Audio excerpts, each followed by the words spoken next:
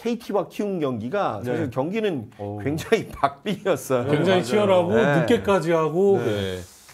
사실 이 경기는 저희가 저 스태티지 예상할 때도 네. KT가 조심스럽게 완전히 앞서겠다. 네, KT가 네. 여기가 KT가 7대1이었나요? 여기가 7대1. 네, 여기가 네. 그래서 8대2 아니었습니까? 8대2. 이게 8대2였어요. 8대2. 여기가 전준표와 네, 맞아요. 헤이수스였기 때문에. 네. 근데 헤이수스가 먼저 실점을 했는데, 그러니까 헤이수스가 뭐 잘 던지는 투수도 투수입니다만 지금 저 스코어보드 보시는데 1회에 석점을 줬어요. 예, 1회 석점을 주면서 정말 본인이 더가웃에 들어와서 글러브를 던질 네. 정도로 또 지난해 몸담았던 팀이잖아요. 그러니까 잘 던지고 싶었을 거예요. 네, 그런데 그러니까 화를 냈지만 어쨌든 5회를 다 마치지는 못했어요. 하지만 그 이후에는 실점을 하지 않았고요. 근데 저는 오늘 제일 흥미로운 여기 포인트는 키움의 불펜입니다.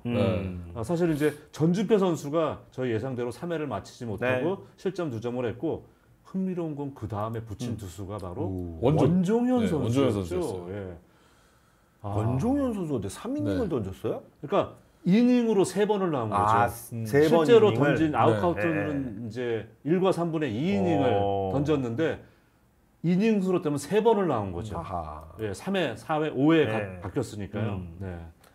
그러면서 2.1이닝을 네. 던지면서 25개의 공을 던졌고 그리고 나서 이제 김민수, 오석준, 예. 김성민, 박윤성, 주승우 선수까지가 단 한 점도 저희가 상대상 동점 됐을 때 이런 얘기 했었잖아요.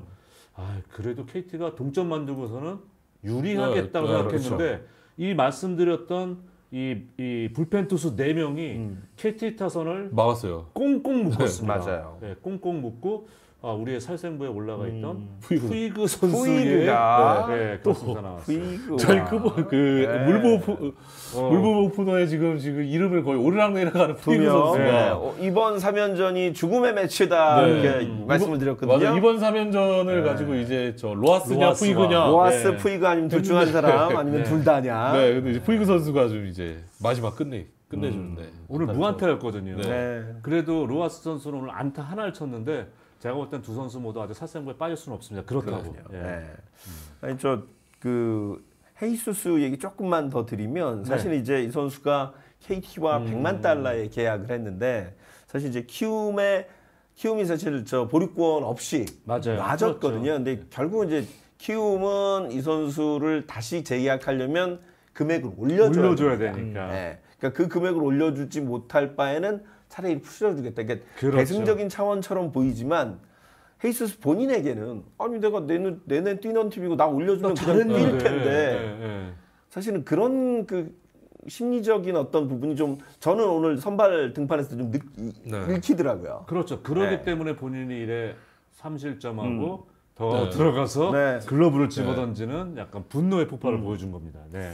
그러면서 오늘 아무래도 헤이스스 입장에서는 네. 기대 보다 좀 못했고 그러면서 이제 5이닝을 다 못 채우고 마운드를 내려오고 말았습니다. 네. 조민이 형이 물부 오프너에 올릴라 그러면 꼭 잘 치네라고. 네, 맞아요. 네. 그래서 지금 오늘 살생부가 아니라는 지금 푸이그랑 로하스 선수가 똑같이 둘 다 5타수 1안타예요.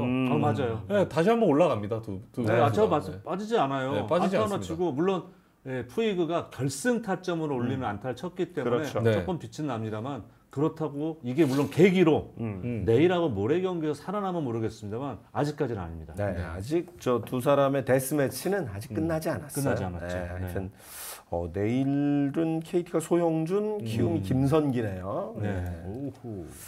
사실 이제 오늘 요 얘기를 저희 그 패널들과 좀 고민을 했는데 뭐 어쨌든 경기는 경기니까 말씀을 안 드리고 넘어갈 수는 없을 것 같아요. 전준표 선수 이야기를 좀 해볼 건데 예. 조금 일찍 내려가기도 했고 그러니까 다른 선발 투수와는 좀 다른 그런 궤를 그렇죠. 보여줘서 조금 저희가 의아했어요. 그렇죠. 일단 뭐 지난해 입단 동기 김윤아 선수. 그렇죠. 김윤아 선수가 이제 최근에 사실 뭐 승문도 안 따르고 또 본인도 던진 내용에 비해 실점을 많이 하고 있어요. 맞아요. 근데 많은 기회를 주고 있는데 전준표 선수도 사실 뭐 구위가 떨어진 선수도 아니고 지난해 들어올 때 많은 기대를 받았던 선수인데요.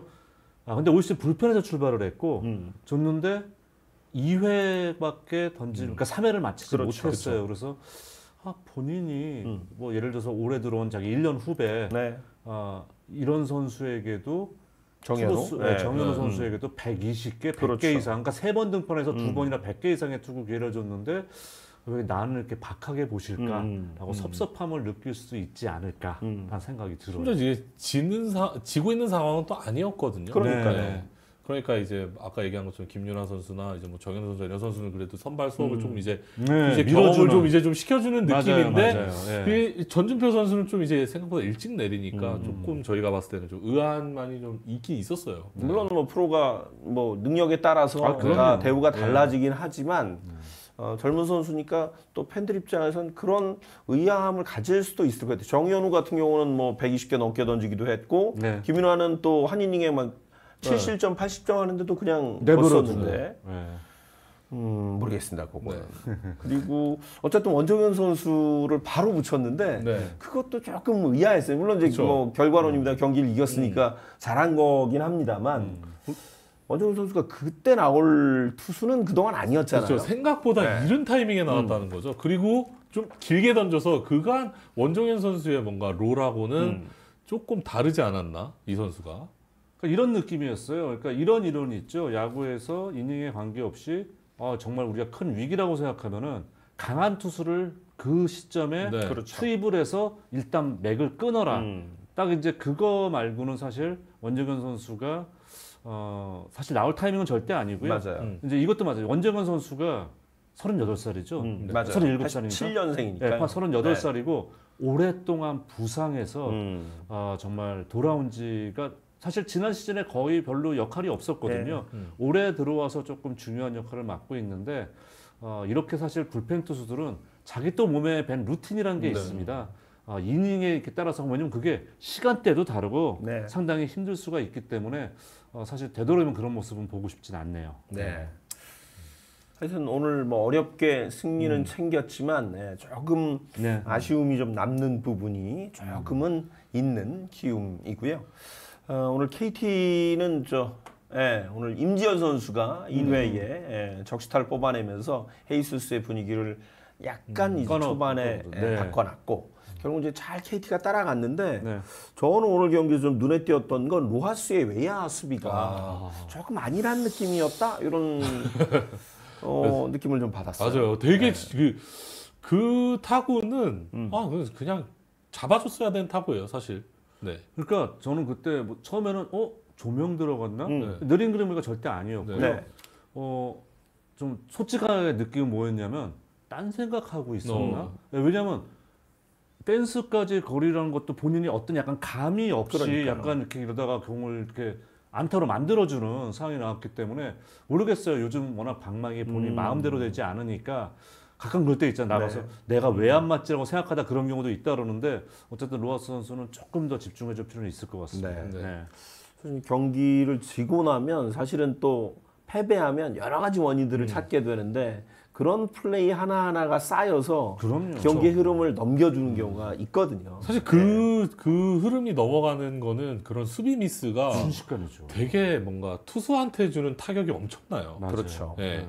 그런 거는 이제 투수 입장에서는 그게 잡고 뭐 이닝이 끝나고 뭐 아웃 카운트가 되고 이렇게 돼줘야 될 이닝에 뭔가 주자가 스코어링에 나가 있고 자기는 핀치에 몰려 있고 이러면 실점할 확률이 굉장히 높거든요. 그렇죠. 그래서 그런 플라이 정도는 조금 이제 캐치를 좀 해줘야 되지 않나라는. 그래서 리그에서 그런 이야기 합니다. 뭐 공격 항상 사이클 있고 투수 잘 던지는 날도 있고 못 맞아요. 던지는 날도 있지만 강팀의 기준은 수비라고 이야기를 해요. 그렇죠. 왜냐면 수비가 늘 그 자리에 있을 거란 생각을 하기 때문이고 또 그게 오랫동안 또 사실 판명이 되었었잖아요. 좀 아쉬운 부분이 있었습니다. 네.